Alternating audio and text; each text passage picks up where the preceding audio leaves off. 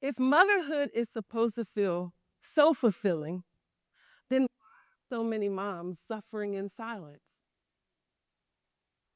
I think about my own journey in motherhood, and the first time I boldly proclaimed I was taking a break, going to the National Harbor alone and enjoying myself.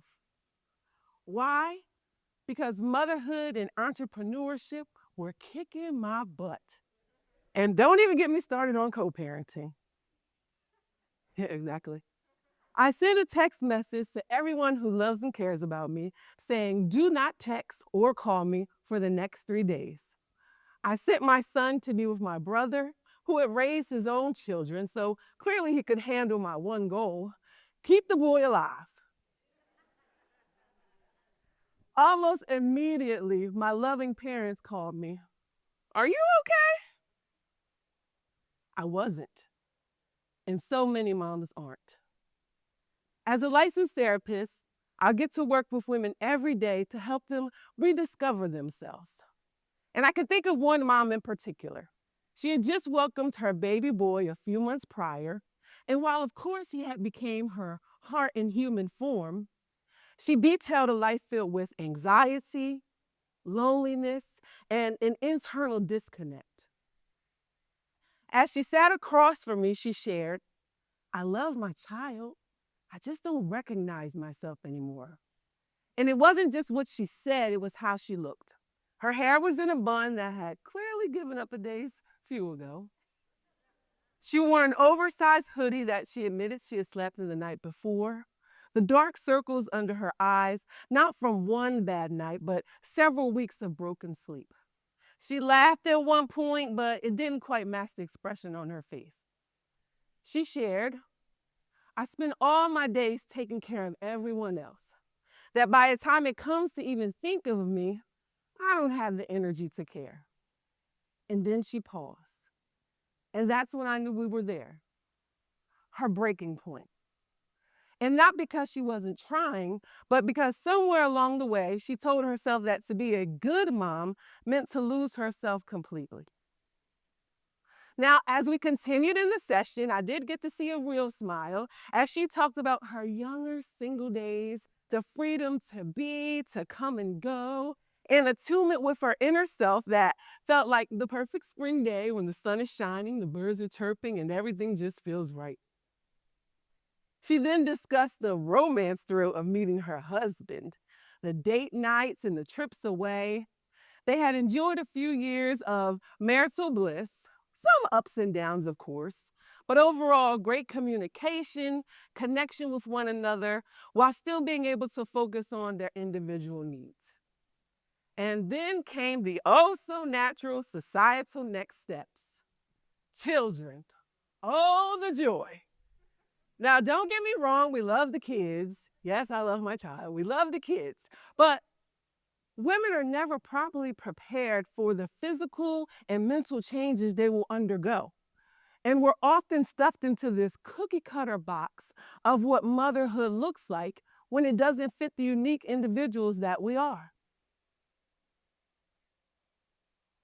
I think about my own journey and how at times it was a struggle.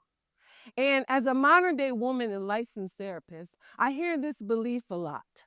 This kind of deep down in our souls thinking that balancing motherhood and self purpose is hard, challenging, heck, darn near impossible. And we feel this deep down in our souls because we're holding on to an old school model of motherhood that doesn't fit who we are. We think that we have to be someone else that maybe our mothers were before us, but that isn't true. Think of it this way: how many moms do you know who are solely stay at home moms?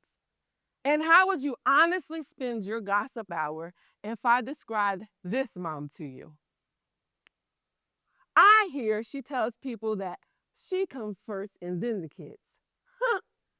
I heard she's pursuing a new hobby on top of her career. So where's the time for the kids? Well, that ain't nothing.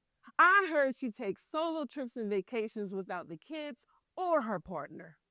Some of you cringed at every line. But why? because this isn't what we have known motherhood to be. Think about the 1950s homemaker mom. She had the house, the kids, the dog, the husband, and the white picket fence, too. Her main responsibilities were cook, clean, no outside employment. And while some moms still follow this societal norm, no matter what roles moms have, moms are struggling. A recent study by the Policy Center for Maternal Mental Health showed that over the last decade, the mental health of United States mothers has worsened, with nearly 65% repeating an increase from fair to poor mental health. Now, if you're a mom that often feels unseen, unheard, and struggle to balance the many invisible loads that you carry, perhaps you'll find that challenging everything you have known motherhood to be is the key to a healthier one. When we give mothers the permission to define motherhood for themselves, we replace pressure with peace. Now, why do moms need peace? I know you ain't asked that. Upon finding out she is with child, moms go through hormonal changes that throw their emotions to an unfamiliar space. They face anxiety, wondering, will I have a healthy pregnancy? And don't get me started on the 50 million tasks we think we have to complete before the baby even comes. And then there's that moment when you feel the first kick and you think, oh crap, I'm having a baby. Just me? Okay. After welcoming their child, some moms experience postpartum depression, a decrease in sleep, and struggle to keep up with their own activities of daily living.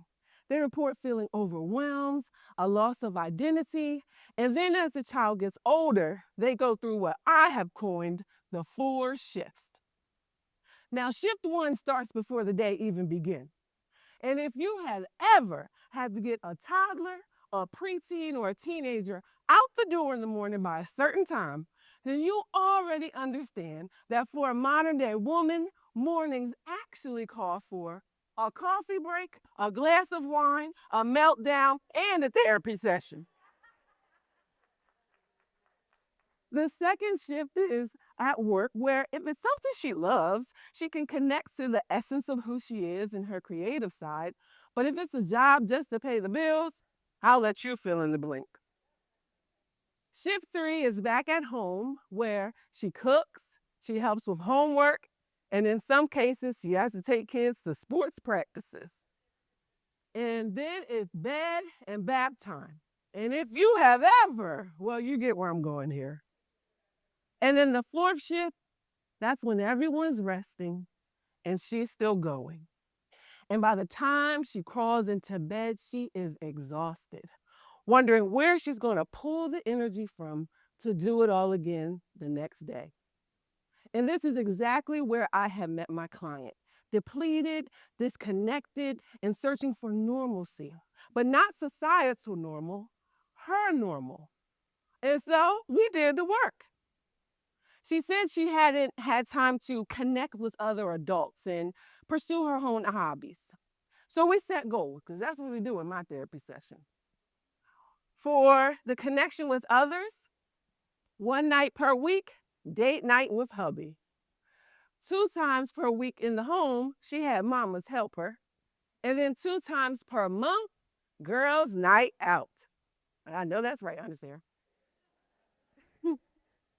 She also began making and selling her art again. Now, for all moms, this may not work. And that's the key. It's about finding your normal, not the ones others try to place on you. Let me say that again. Stop buying into other people's definition of motherhood and create your own. So, what does this look like in practice? Redefining motherhood. I want you to hold on to these 3 R's: releasing old expectations, reconnecting with your inner self, and rebuilding life based on your own needs. Number one, release an old expectation. I hear moms say all the time, I just don't have time for myself. Well, you better make the time. When you think of motherhood and those expectations that you're putting on yourself, which ones are stressing you out? And if you could take one thing off of that never ending motherhood list, what would it be? And what would you replace it with that honored the woman that you are? Number two, reconnecting with your inner self. Who are you? And I'm not talking about what you do, your job title, the many hats that you wear. No, when you connect with your core, your values, your beliefs, those things that bring you joy. If you didn't have any responsibilities in this life, how would you live? I'm someone who enjoys the freedom to be creative and set goals, but I found that motherhood and entrepreneurship was stifling that time. And so I had to make a tweak. I now wake up 45 minutes earlier, I know, and I do my most challenging yet rewarding tasks of the day, like writing a TED talk while listening to my morning worship. And just that small tweak has made a world of difference, not only in how I feel going throughout my day, but how I get to show up as mommy. And number three, rebuilding life based on your own needs. I laugh now at the fact that it was so hard to give myself a break. And I want you to know now I do it quarterly, schedule it, it's good to go. I had mom guilt leaving my son. I worried about other people's judgments and opinions about me taking a break from motherhood. But the true humor is breaks away are exactly what we need to be the moms we desire to be. It's okay. Yes, thank you. It's okay to take a break. It's okay to have someone come clean the house for you. It's okay to grocery shop online. It's okay to read a book. It's okay to have girls' nights out, to pursue a new hobby. Now, my cousin might beat me up for this one, but it's even okay to not go to all the kids' sporting events. It's okay. So if you're a mom and motherhood constantly feels like an imbalance, I want to challenge you today to take 5 minutes to write down your new definition of motherhood. And then I want you to think of how you can shake things up a little bit to put this new plan into action and tell everyone in your household to fall in line. Stop being the mom they told you to be and start connecting with the woman you already are.